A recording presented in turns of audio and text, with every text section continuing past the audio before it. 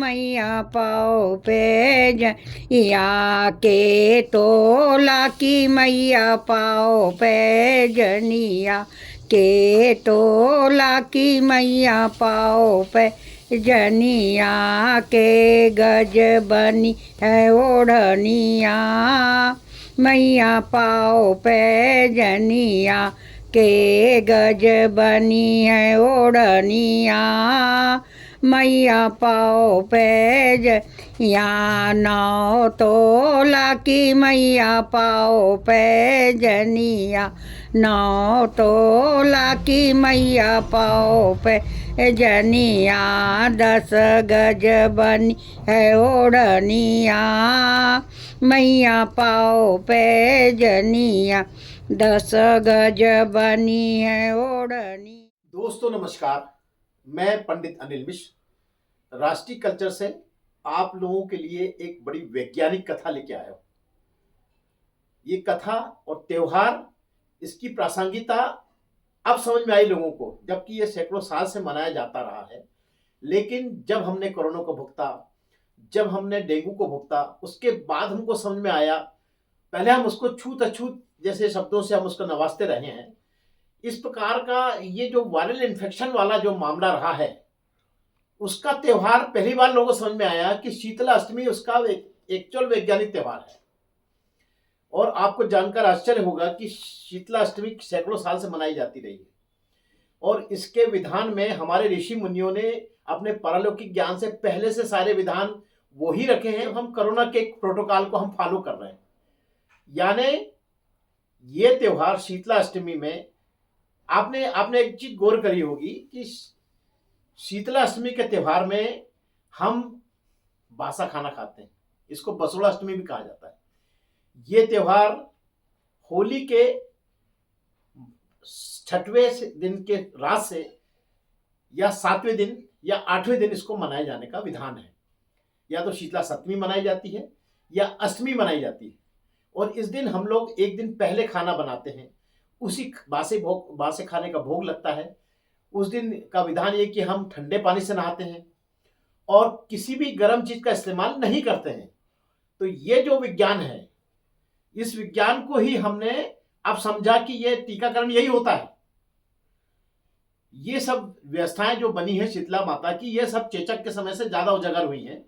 और आपने गौर किया होगा कि जो भी वैक्सीनेशन हम लेते हैं, चाहे चेचक का हो, चाहे डेंगू का हो, चाहे हम कोरोना का लेते हैं, तो इसमें डॉक्टर्स मेडिकल जो है वो ये वही करता है कि जिससे कोरोना फैलता है, उस बैक्टीरिया और वायरस को हमारे इंजेक्शन से हमारे ब्लड में इंजेक्ट करता है। वो टीका जो लगता है वो इंजेक्शन वही है।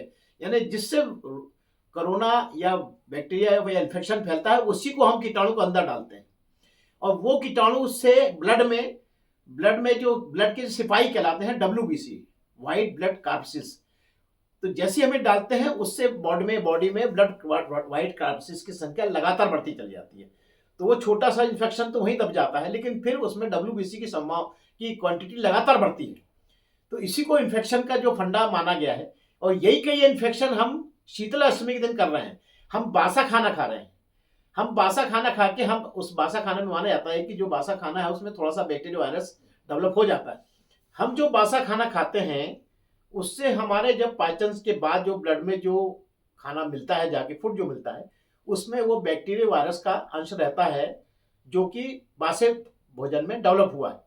उसके कारण हमारे शरीर में एंटीबॉडीज बनती है, मतलब WBC बनने चालू हो जाते हैं, व्हाइट ब्लड कॉर्पसेस बनना शुरू हो जाते हैं और वो लगातार बनते जाते हैं। इससे हमारी इम्यूनिटी बढ़ती है, हमारे शरीर की इम्यूनिटी बढ़ती है। और आने वाले समय में जब अभी हम ये ट्रेडिशनल पीरियड है, अभी हम ठंड से यानी न्यूट्रल पीरियड में आए हैं, इसके बाद हम गर्मी की तरफ बढ़ेंगे। तो मार्च के बाद गर्मी, अप्रैल में गर्मी बढ़ना शुरू होती है और मई जून तक पीक पे आ जाती है। तो हमको अभी बहुत बड़े टेम्परेचर को हमारी बॉडी को झेलना है। तो ये शीतला अष्टमी के त्योहार के कारण हमारी इम्यूनिटी बढ़ती है। इसीलिए विधान यह है कि शीतला अष्टमी या सप्तमी के दिन से हम ठंडे पानी का इस्तेमाल शुरू कर देते हैं। उसके बाद फिर उस दिन के भोग के बाद फिर बासा खाना नहीं खाया जाता है, फिर हमेशा गर्मी में ताजा खाना खाया जाता है। तो ये सब विधान हमको अब समझ में आ रहे हैं, जबकि शीतला अष्टमी में भी यही विधान सैकड़ों साल से चले आ रहे हैं। और उसका ये समय जो रहता है, यही होली के बाद 7वें और 8वें दिन इसका त्यौहार मनाया जाता है। इस बार ये जो त्यौहार है ये त्योहार 13 मार्च को शाम को 7 बजे से ये शीतला सप्तमी चालू होगी और 14 तारीख को सुबह 9:30 बजे तक ये शीतला सप्तमी रहेगी। इसलिए जो पूजा का विधान बताया गया है वो सुबह 6 से 8 के बीच में ये पूजा शीतला माता की संपन्न की जाती है। वैसे भी जो पूजा का विधान शीतला अष्टमी के लिए जो संतों ने दिया है उसमें ये माना गया है कि ये गर्मी और उससे सूर्य की रोशनी से बचती हैं, इसलिए इनकी पूजा का समय सूर्योदय के पहले ही किया जाता है। दूसरा एक विधान और भी है कि अगर मान लीजिए आपको ये आप सप्तमी अष्टमी अगर चूक जाते हैं तो फिर इसको आप होली के बाद किसी भी बुधवार को ये पूजा संपन्न की जा सकती है। स्कंद पुराण के अनुसार शीतला माता की उत्पत्ति ब्रह्मा जी से मानी गई है। ये शिव की अर्धांगिनी है और जब ये पृथ्वी पे आई तो ये साथ में शिव जी के पसीने से उत्पन्न ज्वारासुर को साथ लेके आई थी। इनको चेचक की देवी भी माना गया है। इनके एक हाथ में कलश है, एक हाथ में झाड़ू है, एक हाथ में सूप है और एक हाथ में उनकी नीम की पत्तियां रखती हैं। इनकी सवारी जो है गधे की है, ये गधे पे सवार होती हैं। ये एकमात्र देवी है जो गधे पे सवार होती हैं। देवियों के स्वरूप में आप देखेंगे कि इनकी सवारियां बड़ी विचित्र विचित्र सवारियां हैं। एक कुक्कट वाली देवी भी है जो मुर्गे पे सवार होती है। तो आप इससे प्रकार से एक वातावरण का संदेश भी इसमें जुड़ा हुआ है कि हर जो पशु पक्षी जो निरीह है उसको संरक्षण देने की भावना से इन्होंने पशुओं को अपना सवारी बनाई है। और ये सवारी आप देखिए जैसे गणेश जी की मूषक सवारी है और ब्रह्मा जी हंस पे बैठते हैं, कार्तिकेय जी मोर पे बैठते हैं, शिव जी बैल पे बैठते हैं, माता जी जो है शेर पे बैठती हैं। तो इस प्रकार से हर एक ने सवारी जानवरों की सवारी बनाकर इनको निरीह प्राणियों को संरक्षण देने की भावना लोगों में पैदा की है। जब शीतला माता पृथ्वी पर आई थी, ज्वारासुर को साथ में लेके आई थी, उस समय जिस देश में उन्होंने अपना पहला पदार्पण किया उस देश के राजा ने उनको अपने यहाँ अनुमति नहीं दी रहने की। उससे वो उनके अंदर जो क्रोधाग्नि उत्पन्न हुई उस ज्वाला से उस देश के वासियों के शरीर में लाल लाल दाने उत्पन्न हुए और भीषण ज्वाला के कारण लोग मरने लगे। वैसी स्थिति में उस राजा को जब पता लगा संतों ऋषि मुनियों से, महात्माओं से, और उन्होंने पारलौकिक ज्ञान से बताया कि भाई ये इससे देवी जो है नाराज है आपको, तो तब उस समय राजा ने उनके ऊपर ठंडा दूध चढ़ाया, ठंडी लस्सी चढ़ाई और ठंडा भोजन भी उनको कराया। उसी समय से ये जो प्रथा शीतला माता अष्टमी को बासा भोजन खिलाने की प्रथा शुरू हुई। इस प्रकार से शीतला माता ने अपना संदेश पहले राजा को दिया कि आपको इस दिन इस प्रकार से ये काम करना चाहिए। शीतला अष्टमी के दिन पूजा बिगर झाड़ू लगाए की जाती है, यानी उस दिन मकान की झाड़ू पूजा के बाद ही लगाई जाती है। एक पहला विधान ये है। दूसरा विधान, उस दिन झाड़ू की भी पूजा होती है साथ में। ये सब नियम बताए गए। तीसरा नियम ये है कि उस दिन गधे को जरूर भोग खिलाया जाता है। कहीं भोग गधा अगर आपको मिल दिख जाए तो उनको भोग खिलाया जाता है। चौथी जो इसमें जो चीज है, अगर आप मंदिर जाते हैं तो वहां पे दिया नहीं जलाया जाता है, अगरबत्ती नहीं जलाई जाती। अगर आपको सुगंध देना है तो आप उसमें सेंट या कुछ भी ये जो इत्र आप लेके जाएं। और ठंडी आरती की जाती है, मतलब उसमें दिया दीपक जला के नहीं किया जाता, बस आरती रख के उसको बिगर जलाए उनको आरती की जाती है। इतना अधिक इसमें ये सावधानियां इसमें हैं जो कि आदमी को ध्यान रखना चाहिए।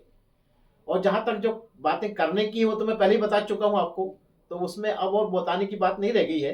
फिर भी आप उसमें ये सावधानी रख सकते हैं कि घर में जब आप जल से नहाएंगे तो वो जल भी आप जहां तक संभव हो तो पिछले, अगर आपके और स्टोरेज है तो उसी से के पानी से आप नहाएं। ताजे पानी से भी नहीं नहा तो और भी अच्छा, उससे आपकी इम्यूनिटी ज़्यादा बढ़ेगी। और अगर घर में स्टोरेज नहीं है, ताज़ा पानी अगर आ रहा है तो ठीक है। तो ऐसे ही विधान ये ऋषि मुनियों ने बताए हैं जिसके चलते आपकी इम्यूनिटी बहुत तेजी से बढ़ेगी। आज का ये वैक्सीनेशन वाला दिन जो पड़ता है अष्टमी, शीतला अष्टमी, इसके बाद आपकी इम्यूनिटी लगातार बढ़ेगी और आने वाले जो गर्मी के समय में आप अपने आप को सर्वाइव करने में आपको ज़्यादा सक्सेस रहेंगे। उसमें आपको ना लू लगेगी, ना लपट लगेगी, ना कोई आपको लंग्स इंफेक्शन होगा। तो ये सब शीतला माता आपको इस प्रकार का संदेश देती हैं।